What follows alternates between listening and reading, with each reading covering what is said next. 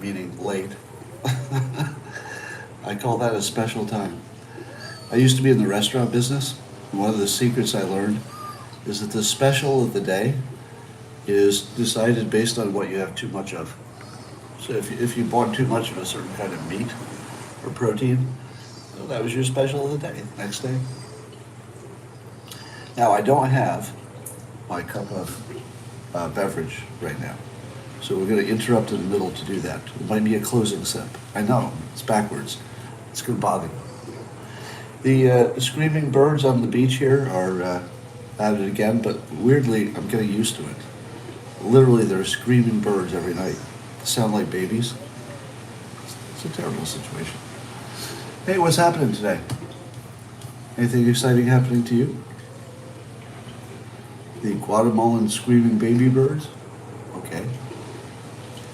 Now, I went to look at the news today, as I always do, and it turns out that now all of the news is about Elon Musk. It's like there's no other news. Well, let's talk about crypto. Is everybody doing great in their crypto wallets? Crypto is looking pretty scary right now, isn't it? But here's the question I ask you. Does it seem as if the United States, at least, is spending money as if they've decided money will no longer be useful? Does it feel that way? Because I've been trying to decide, why is it that the United States thinks it can spend infinite money? Because we just keep printing it. And it feels like, I hate to say this, because I'm sure this isn't the case, but it's starting to feel like somebody in power has decided that money will no longer have value. So we better spend it now while it still has value. It's like somebody assumes that the dollar will be worthless at some point.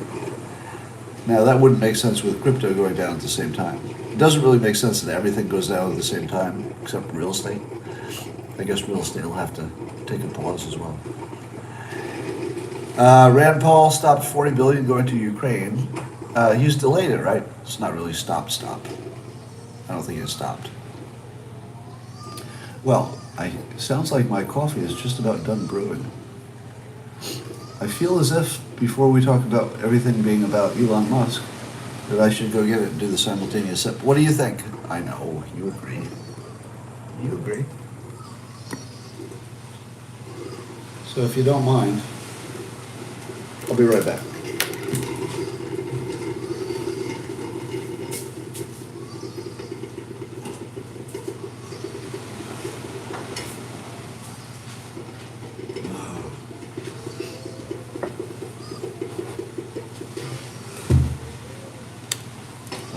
Hot and perfect.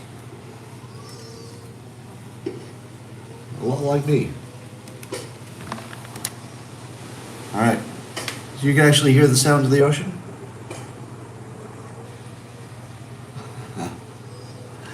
So, something amazing happened in my weird little life yesterday. How many noticed it? I don't know if there'll be any articles about it, but we'll talk about it. All right, people. I don't remember the simultaneous sip. Something about a vessel to put coffee in. I know you remember it. So imagine that I'm saying it now, and then when you're ready for the dopamine hit of the day, are you ready? Okay, go. Oh yeah, that's good. That's good. By the way, if you add things to your coffee, such as sugar and cream, well, I don't know why you do that. Say it like Brandon, you know the thing? Yeah. All right, so here's what's happening. All things Elon Musk. So Musk has put the Twitter purchase on hold, he says. What? Why would you put that on hold, you ask? Well, it turns out he's asking for verification or confirmation of Twitter's claim that fewer than or less than 5% of all Twitter users are bots and whatever. So Twitter will now have to show him data to support their notion that less than 5% is fake accounts. What do you think is going to happen? I feel as if, well, first of all, it's a reasonable thing to ask for, because it would be the thing that you would most wonder about, right? So I'm not so concerned about the number of users, but the amount of interaction, because I think the fake accounts probably do more interaction than they are numerical. What do you think he's going to find? Do you think? Yeah, it sounds like babies, but it's actually birds who just scream all night and sound like babies, if you're just joining us. I don't know. I think Twitter's numbers might be right, but it's also a corporation. So it makes you wonder. It makes you wonder if they can support it. Well, we'll find out. So that's the first Elon Musk story. He's doubting the 5% number. Secondly, and this is the most interesting story for me. So there was some viral stuff going around about the so-called directory of misinformation, and the idea was to well, this is some fake news from the post-millennial. So I always give you fake news from the left-leaning outlets, but you know, fake news doesn't only come from the left, right? So here's what I consider fake news from the post-millennial. So it's an article about Biden's Ministry of Truth, so-called Ministry of Truth director. And according to the headline and the tweet on the post-millennial, this is how they say it.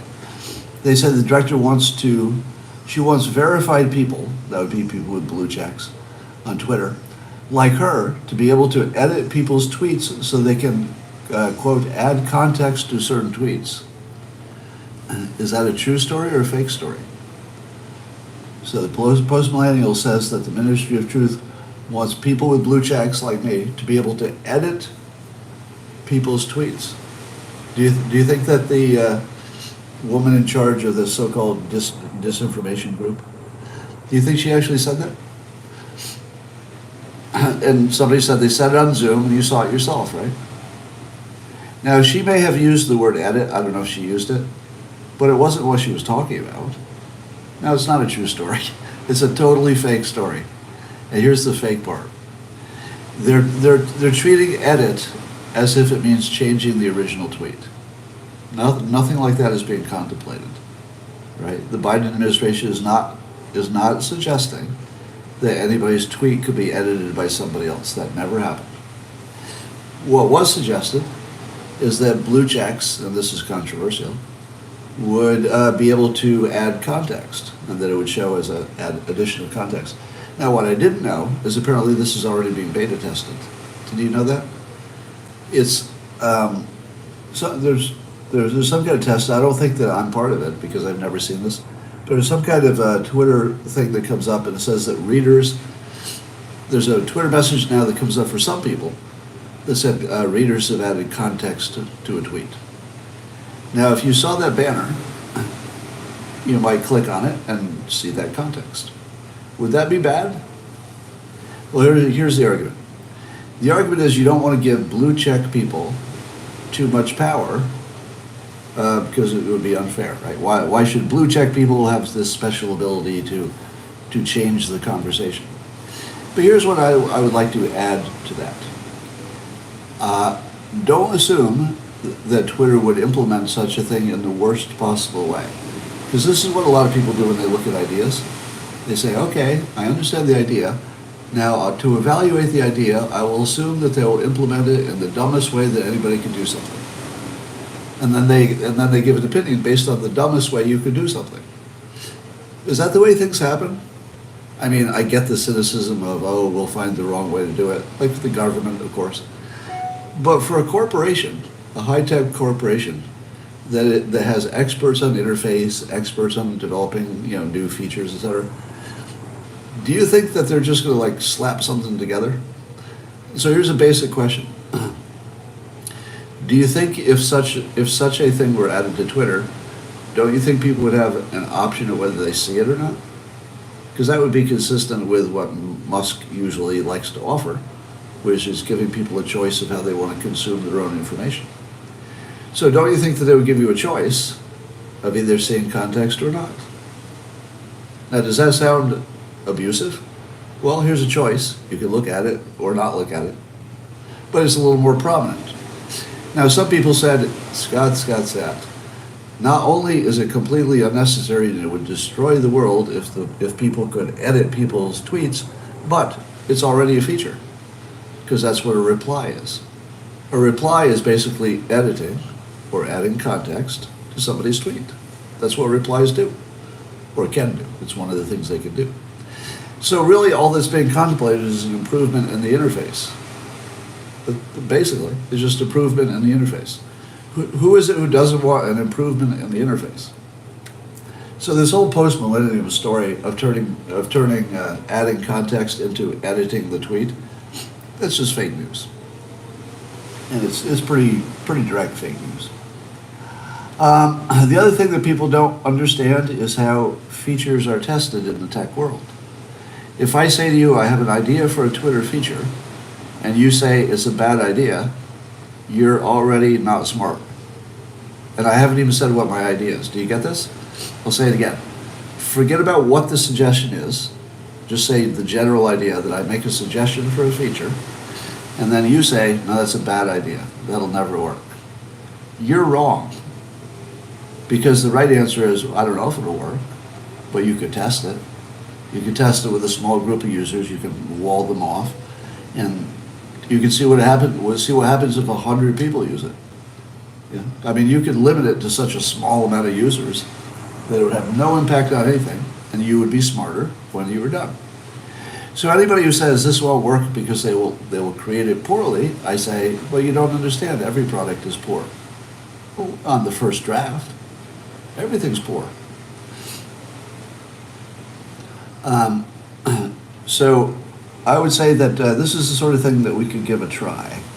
Now, somebody said, and it's a good comment, why should blue check people have this extra power in society? Does that seem right or fair or good or efficient, or is it good in any way? Can anybody defend that? Could any of you defend me having a greater voice than you if you don't have a blue check? Somebody says no fair. Somebody says, I'm seeing lots of yeses and nos. All right, here's the way I interpret it. And again, this has to do with the interface. Keep in mind that Elon Musk has already said that he'd like the verification process to be more robust so that more people can have their true identity and be verified. So when Musk is talking about being verified or being a blue check, he's not talking about being a special celebrity. He's talking about the future when it just means that you are the person you say you are, which is a more useful thing to do.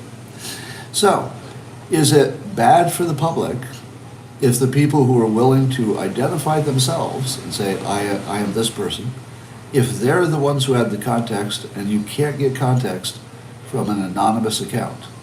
Are you worse off or better off? Worse off or better off if the only people who can add context are people who will tell you who they are? I don't know. Again, if you said that's definitely better, or you said that's definitely worse, those are both the wrong answer. It's not definitely better, it's not definitely worse. It's different, and it's testable. That's all you need. If it's different and it's testable, and there's at least a theory of why it could be better, just test the friggin' thing. You don't have to wonder. You know, the question of will it be a good idea is just not a relevant question anymore. Not when you can test so easily. And that applies to software primarily. And a lot of people don't understand how easy it is to test without disrupting the whole platform. So if you understood how easy it is to test, you wouldn't be asking if it's a good idea or a bad idea. That just doesn't make sense anymore. All right. So the interesting thing about this story is that the so-called minister of truth, as we like to call her, made the same suggestion that I did. Now here's my, except I didn't have the blue check part about that, but here's my one defense, and I think you could argue with this, so this is not the hardest opinion you'll ever see from me. Here would be my defense of allowing the blue check people, or just verified people, to have a little bit more influence on the conversation through adding context. And it goes like this. Number one, we are the people who will tell you our actual identity. That does help.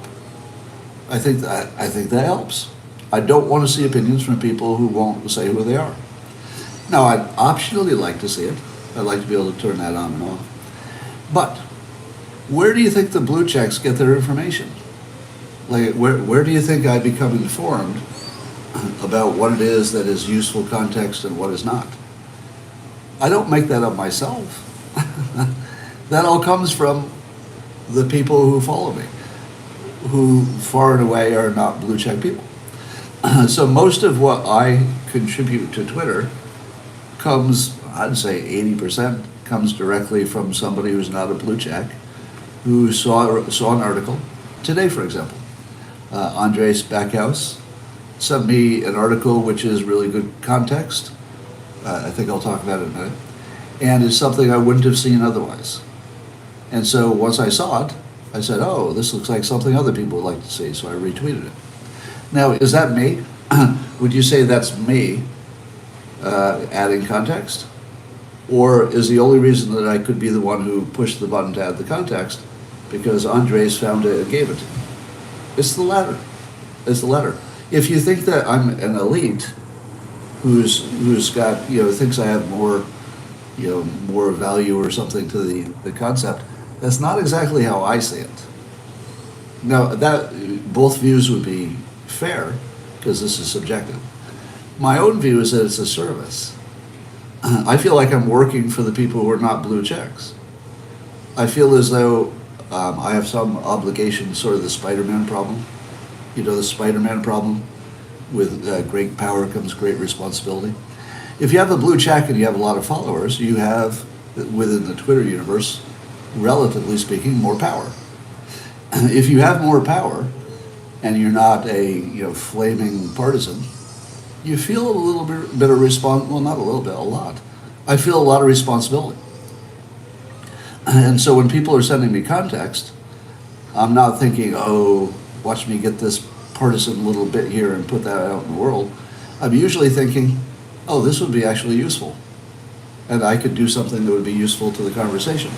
I could add some context. Now, in my specific case, I try to add context from both directions, as I just did in front of you. So I'm just damning the post-millennial at the moment. So you've seen that both sides can get some play, even if you think I'm playing one side more than the other. At least there's a little bit of both sidism.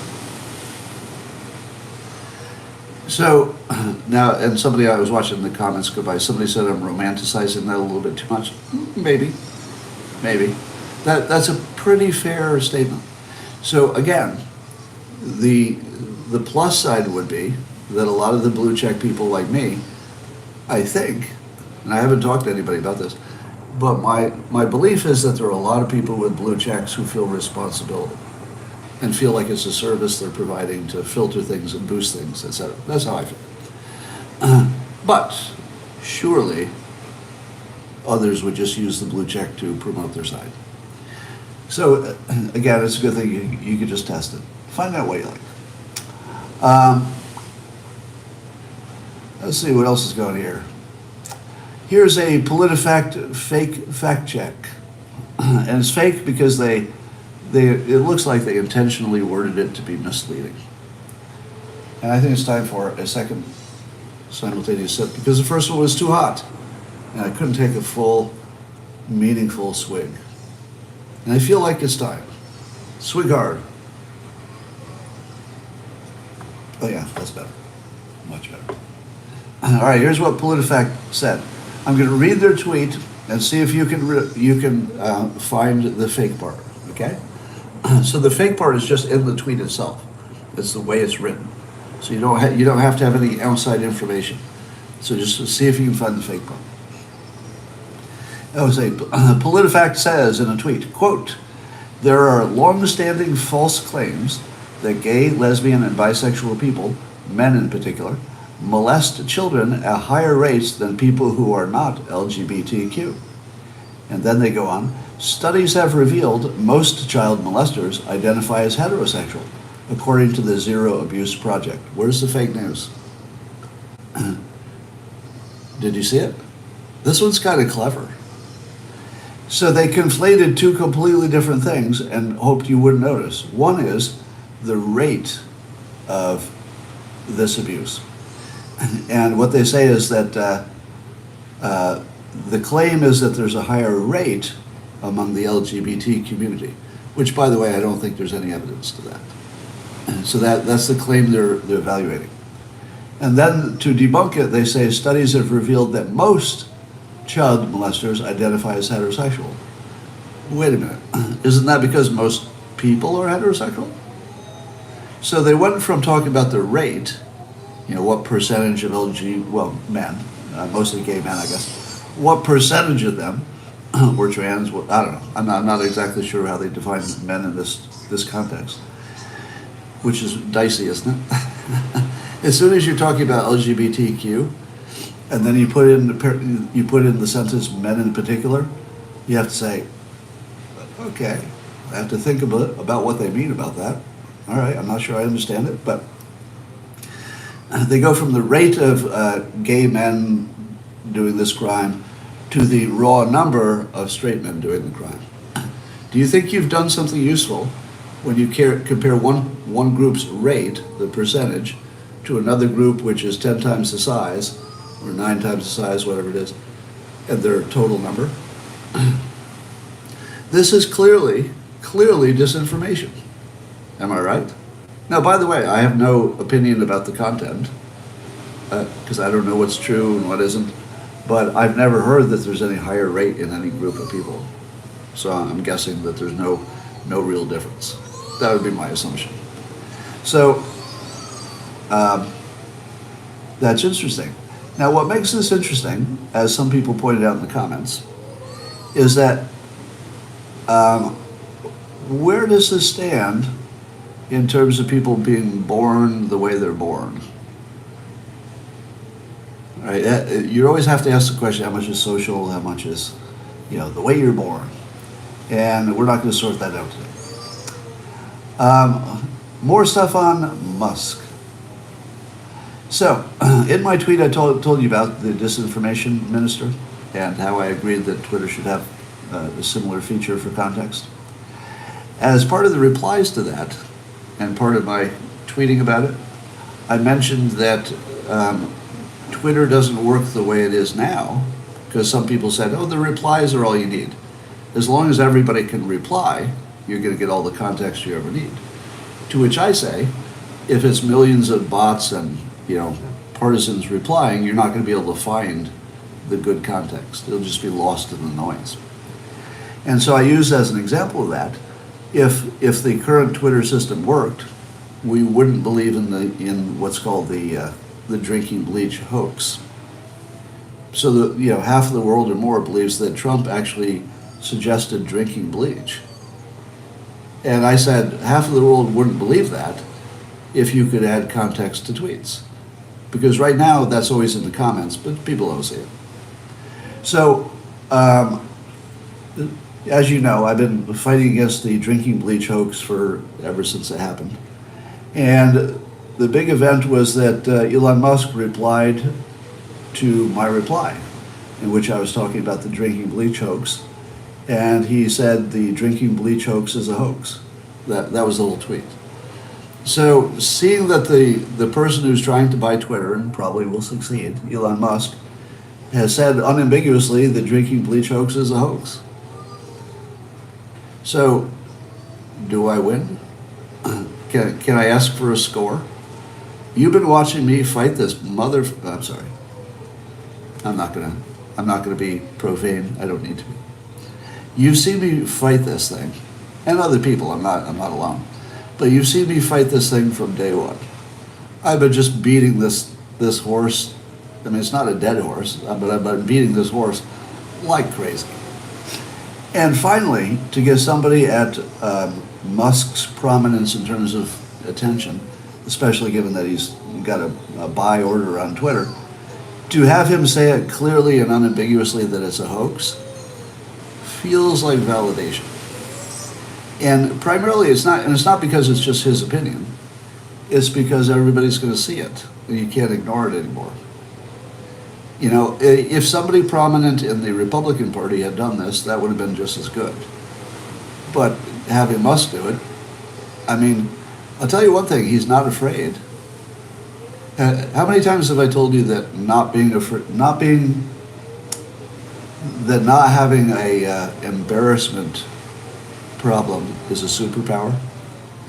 Would you agree with me that whatever is true or not true about Elon Musk, it appears to be true, and in every possible way it could appear that way, that he is not influenced by potential embarrassment? True or false? Now, we don't know what's happening inside his head. I never will be that guy. I'm just saying that, can you imagine another billionaire who, when the camera is rolling, will dance on camera in a way that people are not going to necessarily say, you're sure good at dancing? Right? I mean, he dances on camera. So wading into the fine people, I'm sorry, maybe the fine people hoax will be next.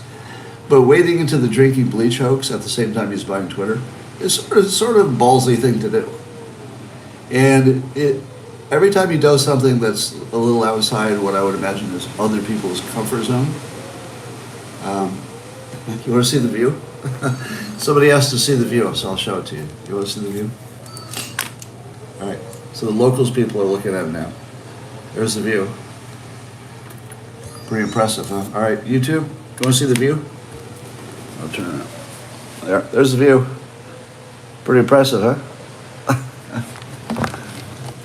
I don't think you realize how early I have to get up to do this. I tried to be online at 4 a.m., which would require me to wake up at 3 a.m., which is a little tough to do after flying. So I couldn't quite get in there and hear what I wanted to. All right, so there's no view yet. Just a lot of crying baby birds out there. So I'm going to say that this feels like a good day for me, just because I got that win. Feels like a win. All right. Rasmussen asked a poll today. Did a poll. And they asked how many people trust the political news they get. What would you guess is the percentage? Total number of likely voters in the United States. What percentage do you guess trust the political news? I'm seeing the locals platform, 25%. You're all guessing 25%. Interesting. On YouTube, you're all guessing 25%. Interesting. What a wild, crazy thing for you to say. Why are you all so sure it's around 25%? You're so wrong. You're so wrong. It's 31%. Completely different than 25%.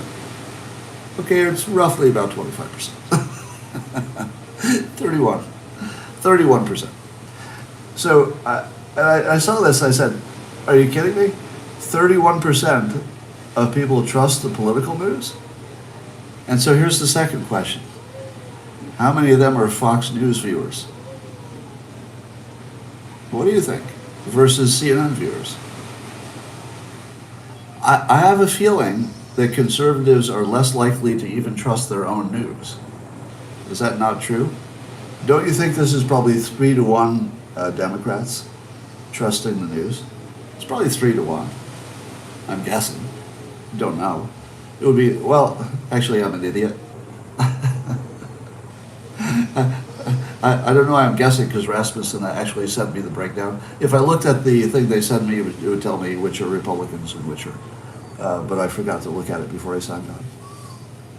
But anyway, when it comes out, you'll be able to see. I'm just amazed that there could be anybody who could actually trust political news. Does that mean they don't watch it? Or does that mean they only watch CNN? Because if you were never exposed to anything but CNN, I think you'd trust it, wouldn't you? Because you'd never seen any reason not to. You would see, well, that's the news, I guess that was the news. You would have no reason to know anything was wrong. So I've got a feeling that the people who trust the political news only watch one side, and they're never exposed to the other side. That's my guess. Somebody says it means they work in that industry. Yeah, maybe that's some of it. That's probably 6%. Yeah. So, of the 31% who say they trust political news, somebody said that maybe 6% of them are connected to somebody who works in the media industry. To which I thought, well, that sounds high, but if you considered everybody who's like associated, family members, and extended employees and everything, maybe, maybe once you get all the friends of friends and stuff included, could be. All right. Let me make sure. Oh, here's the weirdest little study. I'm not going to tell you that this study is accurate, the one I'm going to talk about. And the reason I'm not going to tell you it's accurate is, first of all, I don't know. And secondly, when was the last time you saw an accurate study? Is that even a thing? Is anything accurate anymore? It's like it's not even an expectation anymore. But the study, I think Jeff Seeger was tweeting this around. This comes from the AP, an AP report. It says that cleaner air in the United States and Europe is brewing more Atlantic hurricanes. To which you say, what? What? Are you telling me that cleaning up pollution is making hurricanes worse? That would be the opposite of the climate change argument. Now we're talking pollution, not CO2, so don't let me conflate that in your minds, right? Pollution is pollution, CO2 is its own separate problem. You could call it pollution, I guess, but it's a separate topic. But they're saying that the pollution part, by reducing it, which is exactly what you do when you go green, right? It's not necessarily the reason you go green, but it does reduce pollution. So apparently the more we pursue climate change, according to this study, which again, if you believe one study on anything, you're probably a little bit gullible, but it's fun to talk about. Now, how big is the difference? So the first thing I thought when I saw this was, all right, it's not going to be that big a difference, right? They're going to find a 5% difference. And then I'm going to say to myself, okay, 5% difference? That sounds like you didn't prove anything. Because I'm never going to buy a 5% difference in a study like this, right? Studying the weather and telling me you got a 5% difference, like that would mean anything to me. It wouldn't. It wasn't 5%. Here's what they think it is. A 50% decrease in pollution particles is linked to a 33% increase in Atlantic storm formation. What? Because the 50% decrease in pollution is real. That's what we actually experienced, a 50% reduction in particles. And that's associated with a 33% increase in Atlantic storms. That feels like a really, really big problem, doesn't it? I lost YouTube? No, it's here. I'm still seeing comments. So, what do you think? Do you think that's true? I feel as if that could be true. I've talked before how Atlantic hurricane formation is based on, largely. Oh, it looks like I'm going to lose my feed because I'm going to lose my battery here on the Locals platform. If the Locals platform turns off, it's just I'll be done for the day because I'm almost finishing. But your battery's got a few minutes left on that device. Yeah, correlation does not prove causation. Thank you. Thank you, you skeptical viewer. That's exactly what you should say. Oh, Locals dropped? No, it looks like it's still working. And so what would we do? What would we do if it's true? Suppose, yeah, it looks like it's back, everything's back up now. Suppose it's true that improving the air gives us more hurricanes. What the hell do you do? So there's just no solution. Now let me ask this question. Let's say this study is replicable. No, that's the wrong thing. Let's say more studies back it up. So if more studies back this up, which part of the 100-year climate models knew that this would happen? Because this is a gigantic thing. Now, doesn't that prove that the long-term climate models are garbage? Because this is a gigantic effect. One of the major causes of disruption and death would be these hurricanes in the Atlantic, and it's going to make it worse. Okay. Define new, right? All right, because I don't have much time left and I might lose my battery in a moment over on locals, is there anything I missed today? Is there a inflation gate? I haven't talked that much about inflation because it's just sort of boring and it just sits there. It's not much of a topic. It's just unpleasant. And you can really feel it. During the Trump administration, I had the experience of feeling like at least the country was getting richer. I think I lost money during the Trump administration because, if you talk about Trump, your customers go away. So all of my lines of business, just got decimated. And I'm using decimated in actually an understatement in this case, because decimated would be a 10% difference. So, but my income took way more than a 10% hit during that period, and still does. So all of my lines of business are like heading down because of what I do, and partly because I'm, provocative. You came here because I talked about Trump, yeah. So at least I can compensate in some ways. One of the reasons I'm writing a book is because my normal lines of business got so whacked. I just felt like I wanted to add a little extra. And a formula. So the baby formula thing, let me tell you something that is, I guess this is advice. So I'm watching Fox News in particular, talking about the baby formula shortage. And there's a sub-story that somebody noticed that there's a whole bunch of baby formula, pallets and pallets of baby formula going to feed illegal immigrant babies at the border. And people are saying, where is our America first? Why are we helping those babies when our own babies might starve to death? Now, separate from the question of what's true and false about this story, because it's hard to know what's really true. Separate from that question of factually, knowing whether this is a credible story, don't make that argument. How does it help you? How does it help your credibility? How does it make the world better to argue that the brown people's babies should die and the other babies should live? I guess some of them would be. Actually, most of the babies that die in this country would probably be non-white, because poverty would skew in that direction. Now, I don't know that any American baby is going to starve, do you? Because I don't know what the alternatives are, etc. But it feels to me that in America, we would be far more capable of adjusting and helping each other.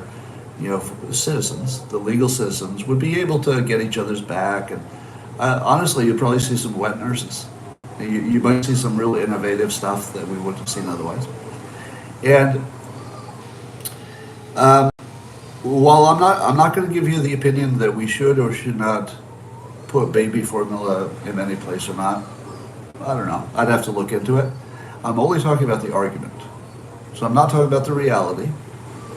I don't know what's the best thing to do, because it's sort of a moral, ethical question. You're all going to come up with your own decision, and that's fine. I'm just going to say that if you would say out loud in public that somebody else's baby should die because their mother made a decision that you don't think they should make, it's just not a good look. It's not a good look.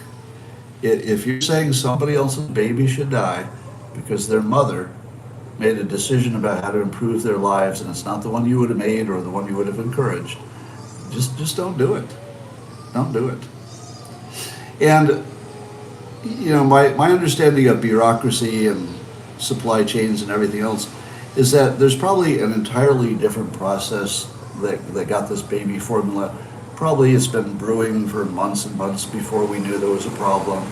But what are you going to do? Go empty those pallets? And then the people on the border are like, well, there's no backup for you. There's nobody that's going to have your back because you're in detention centers or wherever you are. I don't know. I assume it's for people in detention, right? Detention centers. So there's no good answer here. No good answer. And yeah, there's some weird question about the government keeping the plant closed for safety reasons. I don't know if there's anything to that at all. Is that a fake ocean? It feels like a fake ocean. Are you talking about abortion now? No. Now here's another question. If I were, well, maybe it's a recommendation. If I were a Republican running for office in this environment, I would say the following clever thing, and then I would let the other side try to debunk it. Now, like all political statements, it's not 100% true, right? It's just something that would work as a slogan or an argument. It goes like this. Everything that's bad for babies, Democrats like. Because you could take almost everything that they suggest, and you can make an argument that is bad for babies, right? So, the baby formula question, the abortion question. Again, I'm giving you my opinion on abortion. I'm saying that if you were a pro-life person, talking about you, not me, if you were, you could make the argument that everything the Democrats do is bad for babies. How about climate change? Well, the Democrats would argue that what they're doing is exactly good for babies, because the babies will grow up into a safer world if they fix the climate change. But what do the economists on the Republican side say? Well, they would say, if you suppress the oil and energy production, those babies will grow up into a worse situation, not a better one. So every argument that there are two sides for, Republicans could make an argument that's bad for babies. Because basically, if something is bad for babies, it's really hard to get anybody on board with it. Democrats, bad for babies. Now, how do you like bad for babies?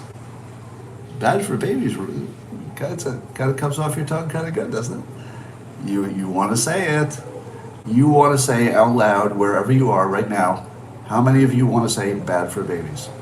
Say it, say it, say it, say it. I can hear you. I know it seems like I can't because of the technology and everything, but I can actually hear it. Say it. Some people are holding out. Say it. Bad for babies. All right, there you go. There you go. I think we all feel better now. Thank you. Thank you. Bad for babies. Biden is bad for babies. Thank you. Build Back Better. Do you notice that Build Back Better turned out Biden is bad for babies? Do you know who's going to pay for all the inflation? Not the old people, because they're going to be dead. It's the babies. The babies.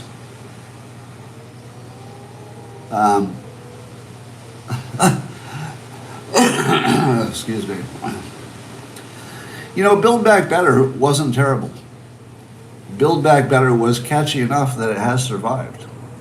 A lot of the attempts that the Democrats made for catchy statements, especially in Hillary's regime, she would come up with one potentially catchy saying after another, and they didn't catch on. But everything that Trump said caught on. But Build Back Better did. It lasted. We all know it. We could all tell you what his saying is. So on the normal standards I would apply to that, it's not. Build Back Better is intended to be boring, don't you think? Build Back Better, they're not trying to excite your passions. It's sort of like, well, we'll just say a non-divisive, ordinary thing. Let's build back, but why would you build back the same? Let's build back better. Now, you could argue that all it is make America great again. Build Back Better just sounds like some version of that. But Biden is bad for babies. Oh, that's a little sticky. Because you throw that baby part in there, it gives a little zing. The no malarkey thing was instantly mockable. That was like the worst idea ever. Bilderberg, back better. I get that. The World Economic Forum uses the phrase WEF. BBB.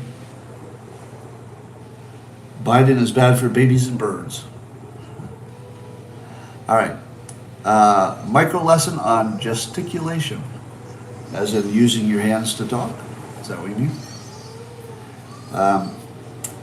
So let me tell you that the reason I came to this remote location was so I could concentrate on writing. How many of you have experienced that working at home is nearly impossible? Does anybody have that experience? That you went from working in the office to working at home and it became almost impossible. I would say that for my kind of job, that is creative and you just need lots of alone time to do what I do. All day long, my phone is ringing, my dog is bothering me. Until recently, my cat had needs, medical needs. I get emergency calls all day long. Do you? By the way, is it just me? How many of you get emergency calls all day long? And by emergency, it would go like this. My phone battery is almost dead. My car is broken down in a remote part of a dangerous part of the town. And if you don't leave right now, I might die. Please come pick me up. No, I just made that one up. I've never gotten that call. But all day long, I get a version of that call. Now, they're not always I'm going to die, but I'm going to lose money, I'm going to miss a deadline, I'm going to be late for the thing, I won't make it to my own wedding. All day long, there are problems that only I can solve, and the only way I can solve it is to stop what I'm doing and do this thing right now. And I don't even know how there could be that many things. No, an assistant wouldn't help at all. It wouldn't help at all. Because the assistant would just come to me and ask me questions. So having an assistant does not make work less. Trust me, I've tried it. If you had the assistant, they bring as many problems as they solve. It doesn't work. The personal assistant model just doesn't work. By an island. So, and I found that it was literally impossible for me to sit down and write on top of my regular work. So by coming out here, I've reduced the number of inputs to, I've reduced the number of variables in my life to beach, sleep, eat, work. And that's about it. I get no emergency phone calls. My dog doesn't bother me. Nobody checks in just to FYI me. And I sat down yesterday and I just wrote for hours, and it was easy. It actually took a very unpleasant process, writing, and turned it into literally pleasure. Yeah, I'm sitting in a perfect environment. You just pounded it out, and it felt great. So. And I had to do that by reducing all of my other distractions until writing was the most interesting thing I was doing. Scott's just running cover for abusive parents. What topic are you on? Have you noticed that a lot of my critics aren't even on the same topic?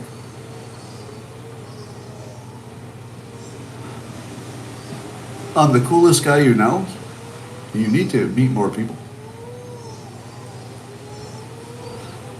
How can you write with those birds? I can't. I have to wait for the birds to stop. So they do this all night long, but they don't seem to start until something like the early afternoon. So as soon as the sun comes up, they're going to stop making noise, and then I'll have about 6 hours to write. But if you missed it yesterday, this is hilariously true. When I put in my noise canceling earbuds, which are really, really good at noise cancellation, they don't cancel out these birds because the birds are just so freaking loud.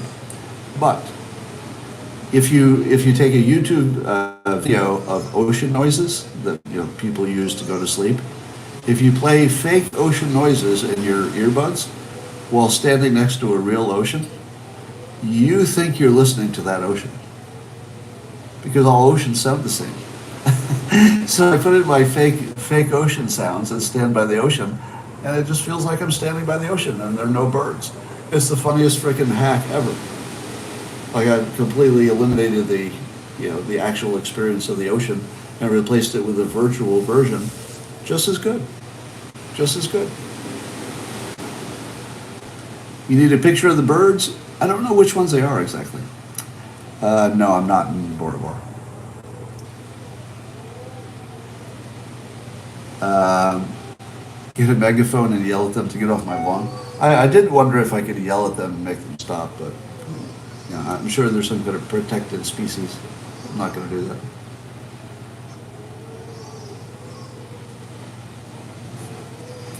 Um,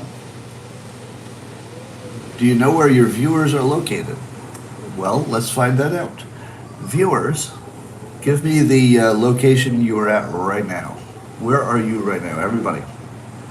And everybody look at these. All right. Wow. All over the United States. I'm looking for other countries. Looks like everybody who's answering is in the United States on locals. And then over YouTube, a little more international. I've got Australia in the house. Finland, Germany, Mars, okay. Hong Kong, really? Israel. All right, here we go, international people coming in. More Australia, Ireland, Philippines, hello Philippines. We've got one Elbodian in the house, good. Kapalua, are you really in Kapalua? You're not really in Kaanapali Shores, are you? Or are you really? All right, is there anybody here who is in Maui right now? Is anybody in Maui right now? Because if you are, I'll say hi. Stop by the beach.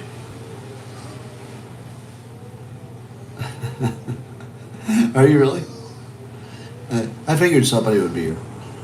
But if you're here, you're not awake now.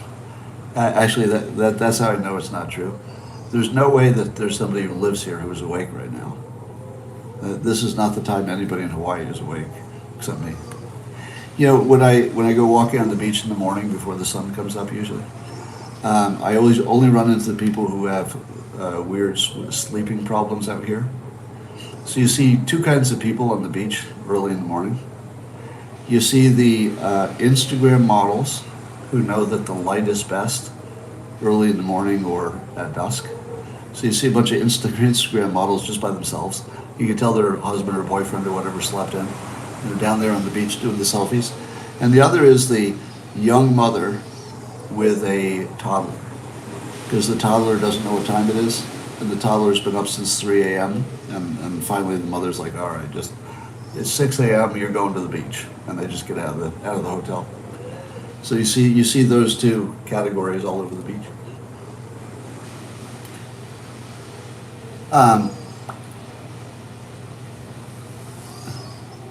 That crying cat. Yeah, it's birds actually. This is my target demo. Yeah. Or crackheads, I don't know, maybe. It's a wedge-tailed shearwater is the bird names. I think that's correct. The birds are, I read this somewhere, a wedge-tailed shearwater. That's the name of the bird. No wonder they're crying. They have such a bad name. Oh, rename us. Oh, we don't want to be wedge things. We don't like that name. It's too long. Why are there 3 words in our name? Ah! That's what they're saying. Yeah, I thought they were crying babies too until I realized there couldn't be hundreds of crying babies at the same time. All right, can you please take a look at the ethical skeptic's recent claims? Let me make a comment on that. So there's a user on Twitter called the Ethical Skeptic, who does lots of very data-driven analyses, which are often non-narrative.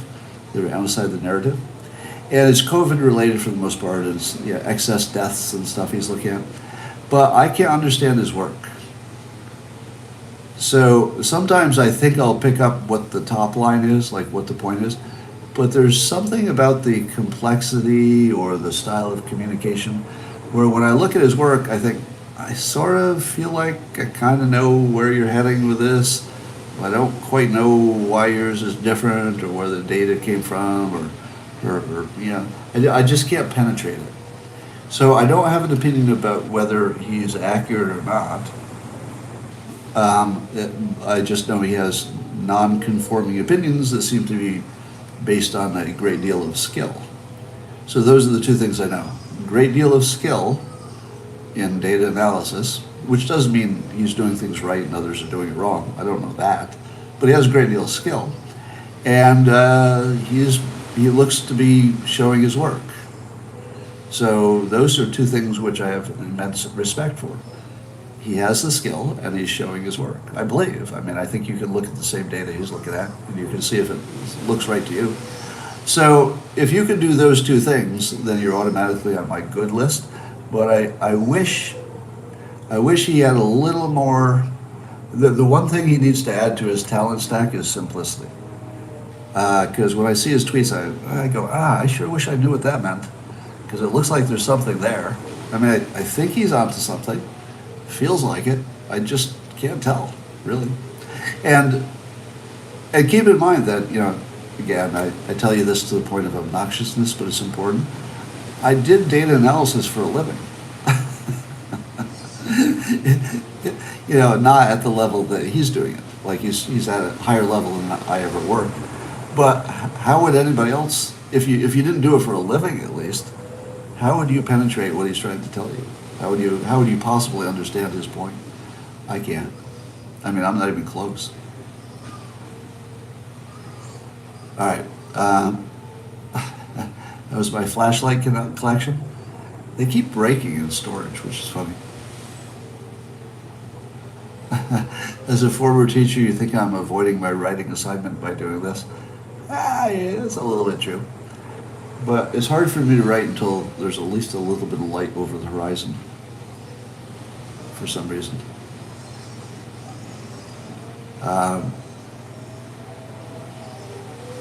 Okay. Has Dilbert ever gone on vacation? He has. It's one of my favorite comics that I ever drew was Dilbert going on vacation.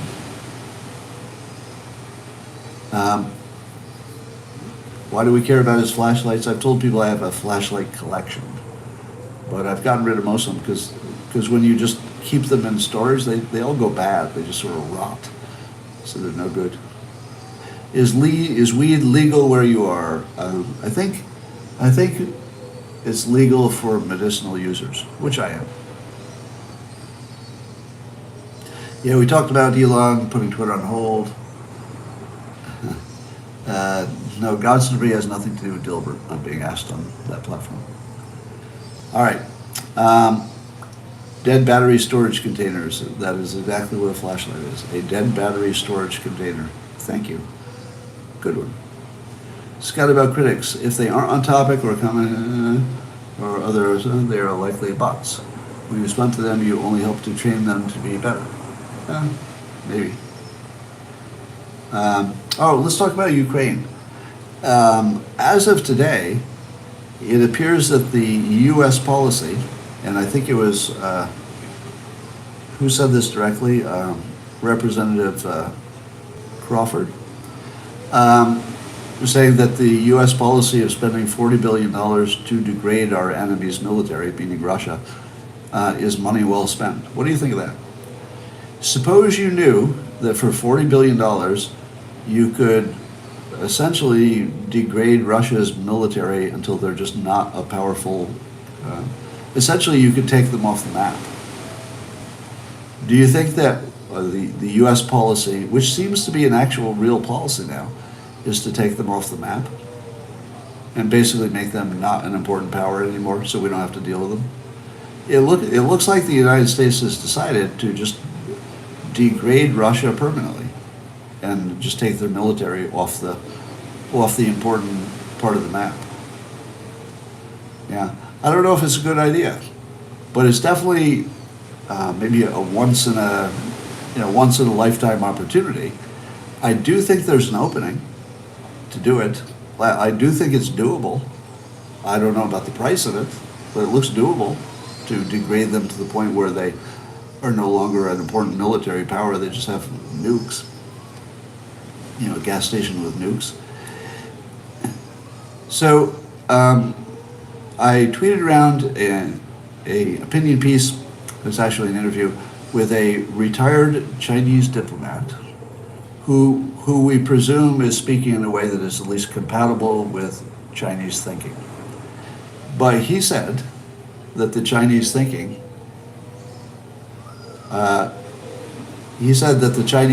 and we don't know that this is true, is that Russia definitely is losing the fight because they can't fight against a modern military. And that's it. So there's one diplomat who's willing to say this in public, that the Chinese opinion is that Russia can't win the war. It's not even an option because they don't have a military that could survive the US plus Ukrainian higher tech forces. What do you think? I think it's all a question of how much supply you can get to the Ukrainians. And it looks like, at least in terms of small drones, that we're getting them a lot. So, and by the way, it looks like, at least there's a claim, this is an allegation, that the Chinese drones, that China has a way to give that data to the Russian military so they can tell where the Ukrainian drones are. You know, the small ones that are just spotting targets. So I guess the nerds over there are using the drones, the cheap drones, to locate targets, and then they use the expensive drones, the kind that can hover, to go to those locations so that the expensive ones don't have to do a lot of hunting. So they use the cheap ones for hunting to find the targets, and then they send in the expensive ones to take care of the targets. And apparently they're just lining them up and knocking them down, because there doesn't appear to be any defense against this drone attack. So as of today, the news is that there were no Russian advances, but there were Ukrainian advances. So there were Ukrainian counterattacks, and there were villages that Ukraine has retaken. But the news as of today is that only Ukraine is winning, and Russia is in a defensive posture. Now, who knows if that's true? Do you think that's true? Do you think that Ukraine is already winning, and it's clear at this point that they are? That's one point of view, it's not necessarily mine. And that Russia is already, basically, they're in a dwindling, losing, definitely going to lose situation already? If that's true, who predicted it? Well, I did. So I have both my best and worst predictions at the same time. The worst prediction was that Russia would not invade. But the reason I said that is because they couldn't win. So my part about they couldn't win is the best prediction I've ever made. You know, a contrarian prediction. It's probably the best contrarian prediction I've ever made, because it was literally opposite of 100% of experts. You know, when I said that Trump was going to win in 2016, I was a contrarian among people who are talking in public. But I certainly was not a contrarian among the public. Wouldn't you agree?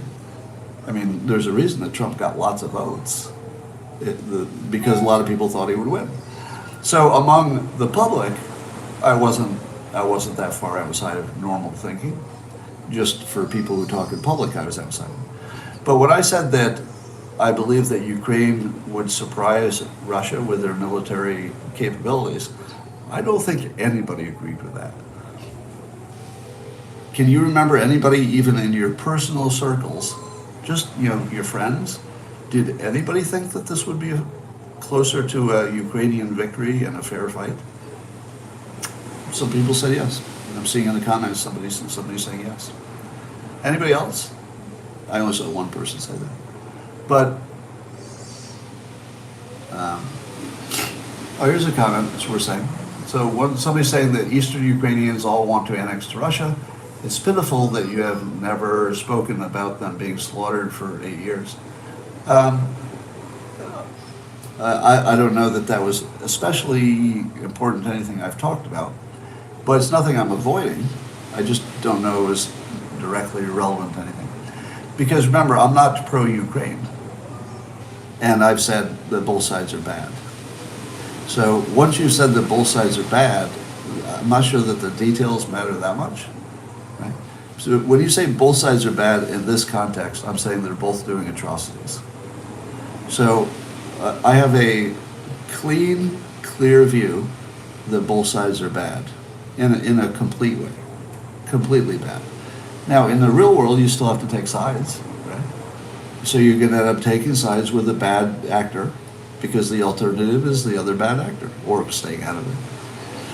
But if there's somebody there who wants to say that I went easy on Ukraine in the context of them, battling with their people who want to be separatists or whatever. I'm not going easy on them. I'm saying that Ukraine is probably shooting, probably executing soldiers, probably doing war crimes, probably did lots of war crimes before this action started. None of them are good. It looks like just bastards all the way from top to bottom, honestly. Now, again, when you talk about, a big group of people, you're not talking about every person in the group, right? I'm not saying every Ukrainian is bad or every Russian is bad, nothing like that. I'm saying that as organizations, they have enough bad people in them that you can't say either of them is doing a good job in terms of morality or ethical anything. So don't be lulled into thinking that I'm pro or anti one side. I think they're both despicable on some level, but at least on the Ukrainian side, you can see why they're fighting. On the Russian side, it's a little less clear. I don't think the Russians are fighting for a good reason. The Ukrainians are. They got a good reason. So sometimes it doesn't matter what's right or wrong. You're just observing two people duking it out, and there's nothing you can do about it. You're an observer. War is never a good thing. I don't know. I don't know if it's ever a good thing. It's sort of like forest fires, maybe. You would never say a forest fire is a good thing, but you also would say they're necessary. They're not a good thing, and they're also necessary for long-term forest management. Forest fires end up being a good thing. I think that's true. Fact check that. All right. Just looking at your comments, and I think we're done here. And I've got a lot of writing to do. Keeping NATO missiles out of your backyard is not a bad reason to fight. Yeah, it is, because the alternative would have been easier. Do you know what the alternative to going to war to keep NATO's missiles out would be? Don't give them a reason to put missiles on your border. How about just don't act in a way that makes anybody want to fight you? How about just that? All right, that's all for now. And I'll see you later, YouTubers. Thanks for joining. Oh, assume that tomorrow will not be 7 a.m.